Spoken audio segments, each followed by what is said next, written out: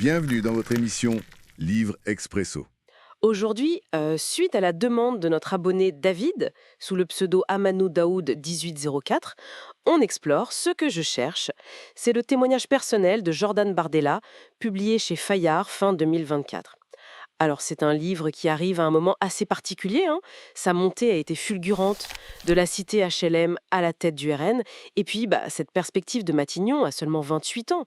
Le livre se veut une sorte de regard intérieur. Oui, tout à fait. L'objectif qu'il affiche, c'est de partager ses joies et peines, de livrer une part d'authenticité. Il dit même qu'il a hésité à écrire, à se livrer comme ça. Et puis, il y a cette conviction très forte que la France peut faire revivre son âme, qu'elle n'est pas condamnée, quoi. D'ailleurs, la dédicace à mes parents et la citation de Napoléon en exergue sur la grandeur.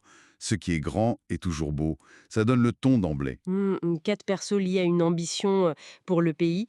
Ce qui est frappant, c'est ce contraste qu'il met lui-même en scène entre ses origines modestes en Seine-Saint-Denis, né à Drancy, il a grandi à Saint-Denis, cité Gabriel Péry, et puis sa trajectoire politique.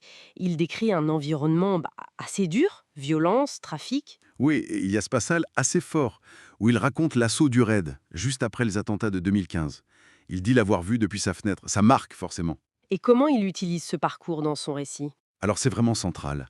Son histoire personnelle, fils de migrants italiens, l'école privée catholique, payée par des parents modestes, tout ça s'est mobilisé pour incarner ce qu'il appelle la méritocratie républicaine. L'idée qu'on peut s'en sortir par le mérite, peu importe d'où l'on vient. Exactement. Et du coup, il rejette l'idée d'être assigné à une identité sociale ou autre. Il y a même cette anecdote sur son prénom, Jordan, choisi par sa mère fan de basket.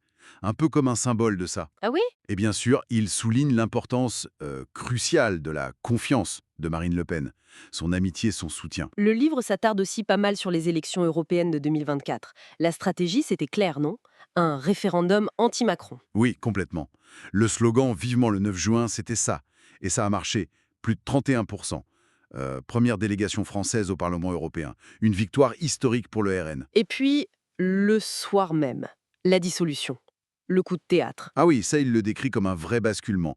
L'adrénaline qui monte, la tension de la campagne législative éclair qui a suivi. J'imagine. Il raconte les défis concrets, la pression médiatique, énorme, les critiques, Monsieur Selfies, complément d'enquête. Qu'il en parle de ça, ouais. Oui, oui, il évoque ces aspects. Et puis, la course pour désigner plus de 1100 candidats en quelques jours. Eh oui. Et surtout, il lève un peu le voile sur des coulisses, les préparatifs pour une éventuelle arrivée à Matignon. Ah oui, genre. Mais des rencontres discrètes, avec Éric Ciotti, c'est mentionné, mais aussi d'anciens ministres, des hauts fonctionnaires, pour préparer le terrain, quoi. Donc une projection vers le pouvoir déjà très concrète. Et sa relation avec les Français, le terrain, il en parle comment? Il insiste beaucoup là-dessus.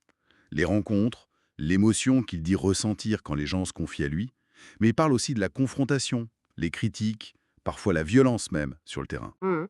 Et il y a ce détail intéressant, son insistance sur l'élégance vestimentaire. Ah oui, j'ai vu ça. Une marque de respect, dit-il. Voilà. C'est présenté comme cohérent avec son rejet de l'assignation. Venir d'un milieu modeste n'empêche pas de soigner sa présentation. Au contraire. Quels sont les grands thèmes qui reviennent sans cesse alors?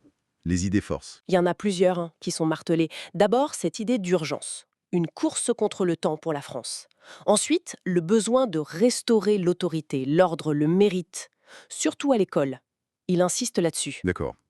Et l'identité, l'immigration? Ah bah oui, c'est omniprésent. La défense de l'identité française, de la laïcité face à ce qu'il appelle le communautarisme et l'islamisme. Du coup, logiquement, le contrôle de l'immigration est un axe majeur. Et il rejette toujours l'étiquette extrême droite? Très fermement, oui. C'est un point sur lequel il insiste beaucoup dans le livre. Bon, alors si on devait résumer l'essence de ce que je cherche, ce serait le récit d'une ambition politique forte, vue à travers un parcours personnel assez singulier, et une vision pour la France, fierté, ordre et refus du déclin. C'est tout à fait ça. Le livre articule cette trajectoire individuelle avec un projet pour le collectif, pour le pays. Et ça laisse peut-être une question en suspens pour aller plus loin. Ah, laquelle? Le livre se présente comme une quête d'authenticité et de grandeur pour la France.